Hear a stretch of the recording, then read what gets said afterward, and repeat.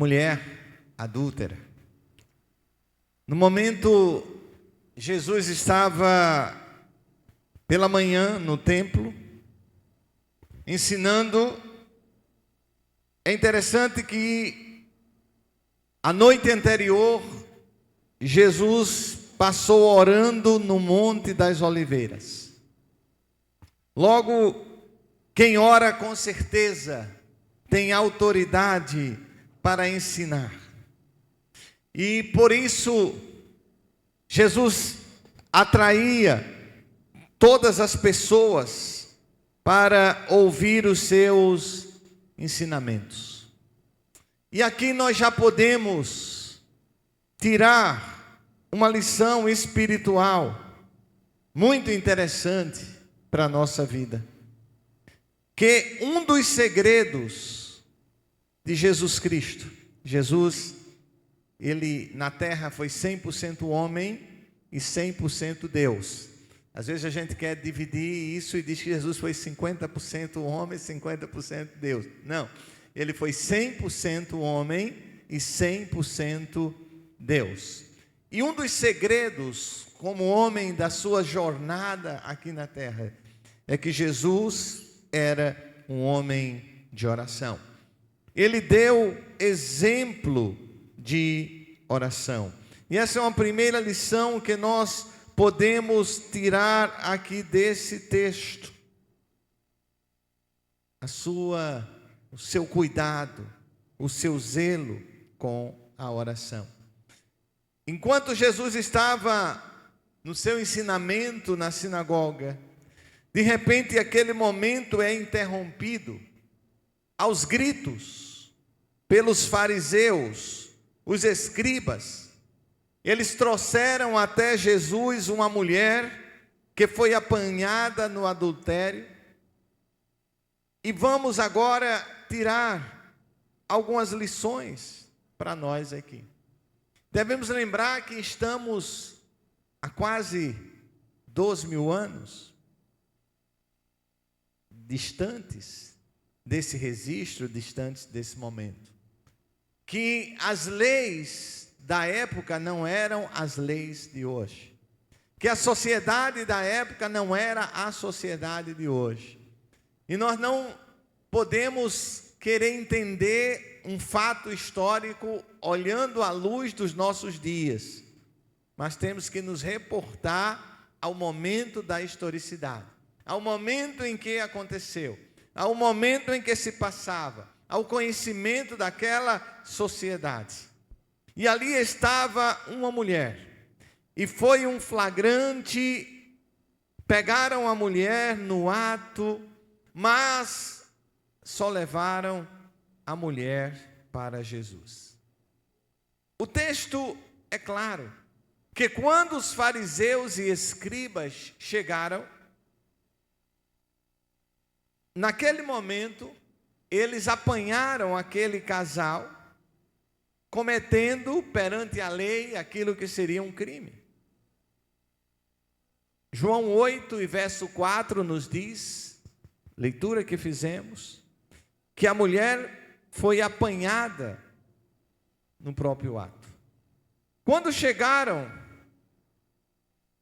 até Jesus, ou quando chegaram àquele momento, aqueles escribas e fariseus, aquela mulher não estava só.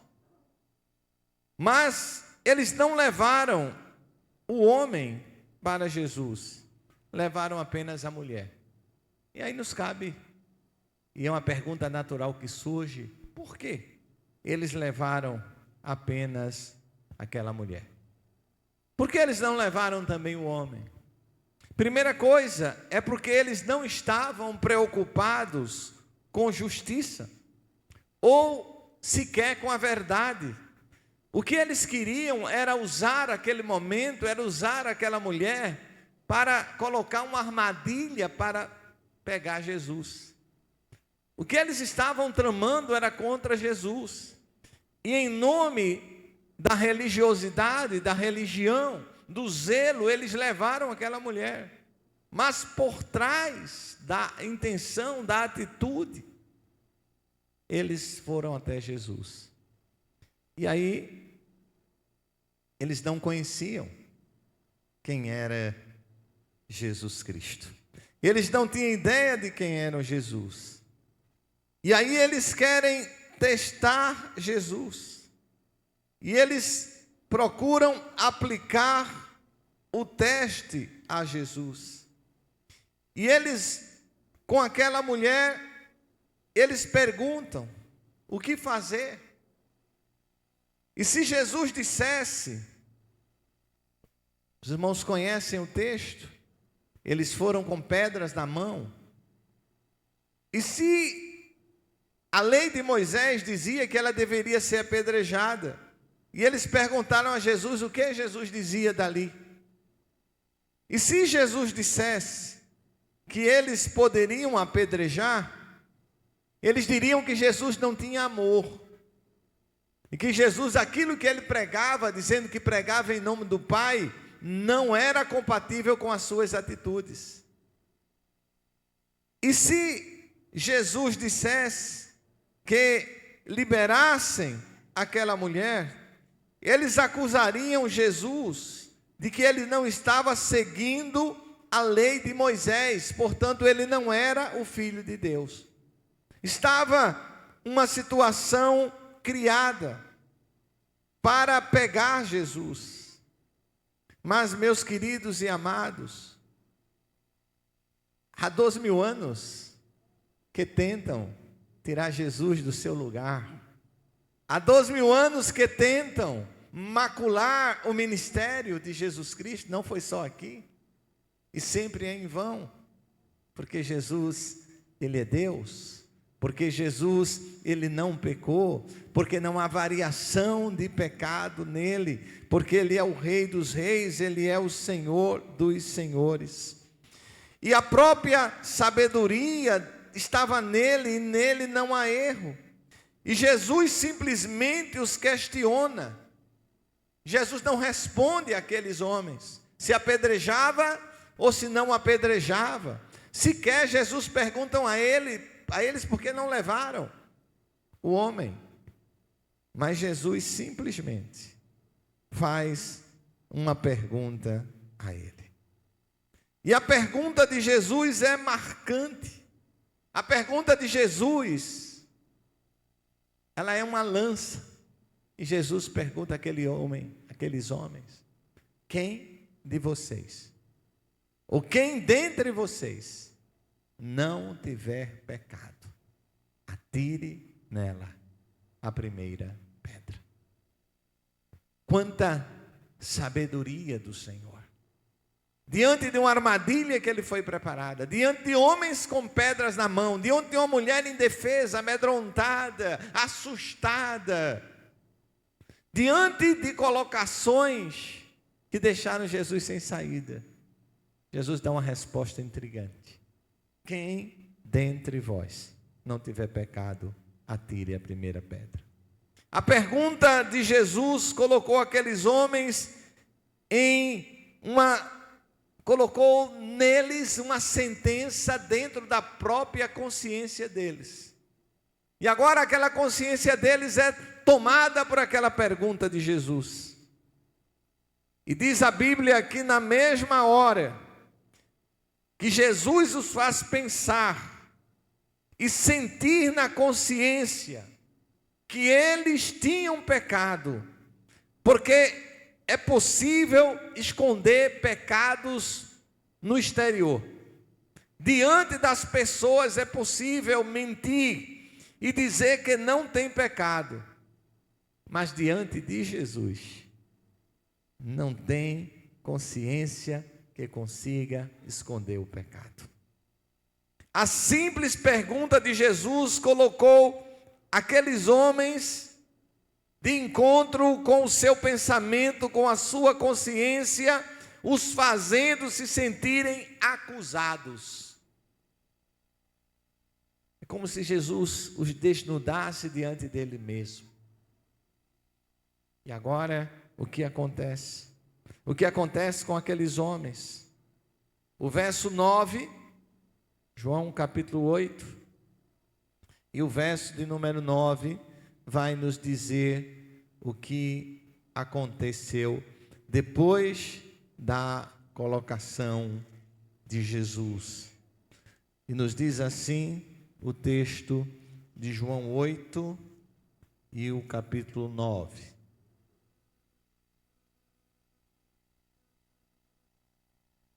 Mas eles ouvindo essa resposta, foram saindo um por um, a começar pelos mais velhos até os últimos, ficando só Jesus e a mulher em pé diante dele. Foi só Jesus começar a falar, a acusação começou a ir embora. As pedras que estavam preparadas para matar a mulher acusada começaram a cair por terra. Meus queridos, diante das acusações, os acusadores vão começar a sentirem o peso do próprio pecado. Vão soltar a pedra e vão ter que ir embora.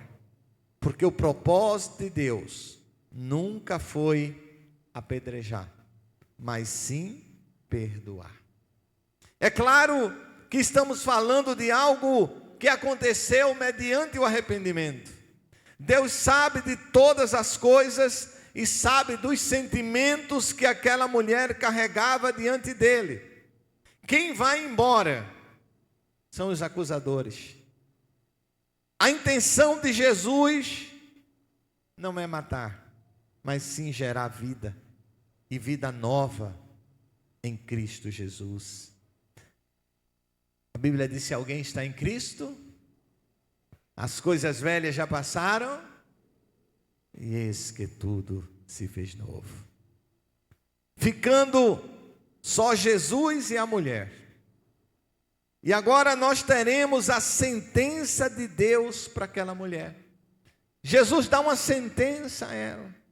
Jesus imediatamente pergunta à mulher: onde estão os teus acusadores? Quem sabe ela, sem olhar, pensa que eles ainda estavam ali. Mas Jesus diz a ela: olhe para trás e os procure. Às vezes, Jesus vai nos dizer para olharmos para trás, para vermos o caminho que já fizemos, sendo acusados, o caminho de sofrimento que já fizemos, o caminho de humilhação que já passamos. E às vezes Jesus vai nos dizer: olhe para trás, veja o seu caminho, mas que agora será um caminho de perdão, será um caminho de honra. O que você vê quando olha para trás? Quando aquela mulher olha para trás, ela vê que os seus acusadores não estavam mais lá. Quando aquela mulher olha para trás, ela vê só pedras no chão. As mesmas pedras que foram preparadas para matá-la estão no chão. Ou seja, caíram por terra. E os acusadores foram embora, no mesmo caminho que haviam pedras preparadas para ferir. No mesmo caminho, as pedras caíram por terra. E a sentença de Deus, a sentença de Jesus é perdão. É a mesma sentença de Jesus para a humanidade hoje. Para aqueles que se voltam para Ele. Os acusadores foram embora e a mulher acusada ficou. Meus queridos e amados, no texto nós podemos encontrar algo bem interessante, que revela o real motivo de algumas pessoas não ficarem perto de Jesus e outras ficarem. Porque algumas pessoas ficam perto de Jesus e outras vão embora, e outras não ficam perto de Jesus. O verso 4 Aqueles homens dirigem a Jesus dizendo: mestre, essa mulher foi apanhada no próprio adultério. Nós temos diversos mestres. E quando as pessoas procuram mestres, elas querem apenas respostas. Elas querem apenas ouvir algo, mas depois da resposta, elas poderão se afastar. Depois, elas podem não querer estar sempre junto dos mestres.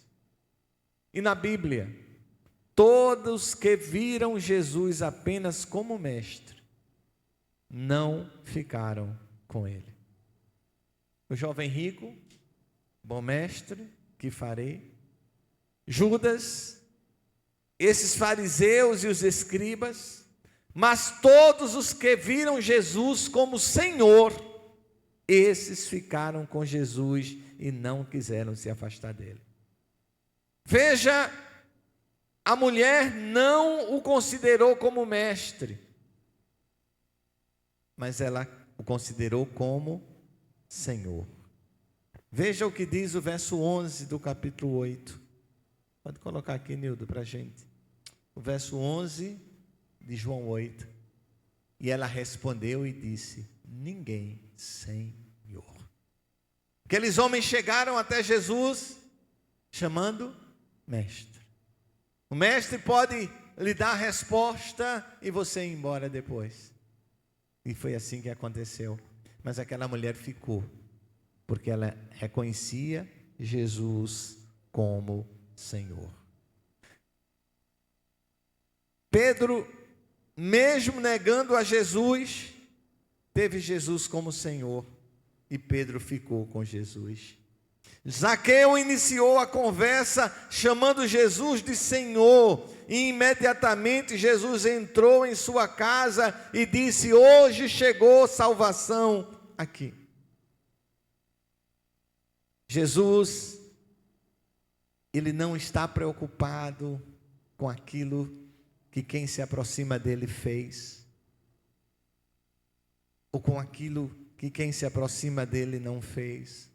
Jesus não está preocupado com o tamanho do pecado. Jesus não questiona aqui qual é o pecado. Isso fica para os fariseus, para os escribas. Jesus quer saber uma única coisa: você vai embora ou você vai ficar perto de mim? Os acusadores foram embora. A mulher ficou perto de Jesus. Jesus quer saber: eu sou o seu mestre ou eu sou o seu Senhor? Certa vez Jesus diz aos seus discípulos: por que me chama de Senhor e não fazeis o que eu vos mando? Quem tem Jesus como Senhor vai arrepender-se dos seus pecados. Quem tem Jesus como Senhor não vai ter prazer numa vida de pecados. Quem tem Jesus como Senhor vai experimentar o perdão, a transformação. Quem tem Jesus como Senhor estará para sempre com Ele. Não só aqui nesta terra, mas por toda a eternidade. Convido a amada igreja a se colocar de pé. Queria mais uma vez convidar o Ministério de Louvor aqui.